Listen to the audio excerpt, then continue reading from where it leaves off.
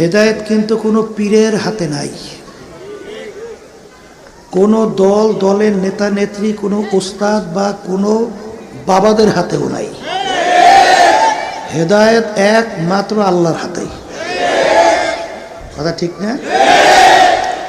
অনেকে কিন্তু মনে করে পীরের কাছে মুরিদ হয়েছি, বাবার দরবার আসা যাওয়া করি, যথেষ্ট। পীর বা বাবা আমাকে নাজাত করে জান্নাতের ব্যবস্থা করবে, নাউজুবিল্লাহ। অনেকে আমরা পীর শুনি, বুঝি না। পীর একটা ফার্সি শব্দ, আরবিতে বলা হয় মোরশেদ, আর বাংলা অর্থ হলো পথ প্রদর্শক। যে পথ দেখায় তাকেই বলা হয় পীর। ওই পথে চলা বা না চলার দায়িত্ব আপনার এবং আমার, আর মানজিলে মাকসুদে পৌঁছাবার মালিক হলো আল্লাহ। এখন কি বুঝলাম? পীরের কাজ কি বলেন? পথ দেখানো।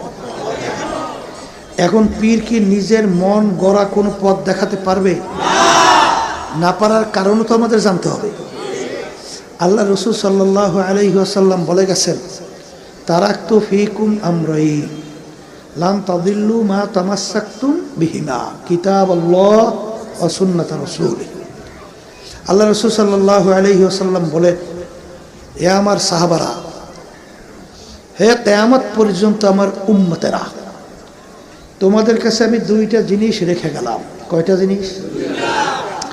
যদি এই দুইটাকে তোমরা মজবুত করে ধরতে পারো, তোমরা ধ্বংস হবে না, জাহান্নামে যাবে না। কয়টা জিনিস বলেন? একটা হলো কোরআনুল কারীম, আল্লাহর কিতাব, আর একটা আল্লাহ রাসূলের সুন্নাহ। কথা ঠিক না? ঠিক। তাহলে এক কথায় যেই পীর, যেই মুরব্বী, যেই উস্তাদ, যেই উস্তাদদের উস্তাদ, যেই দলের নেতা আপনাকে আমাকে কোরআন এবং হাদিস অনুযায়ী পথ দেখাবে, সেই মুরব্বীর কথা আমরা মানব। এর বাহিরে যদি পথ দেখায়, সে যদি বাপ মাও হয়, বাপ মায়ের কথাও মানা যাবে না।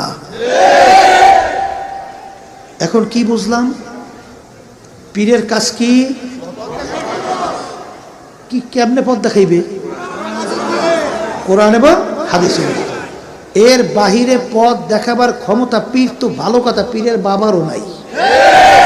কথা ঠিক না?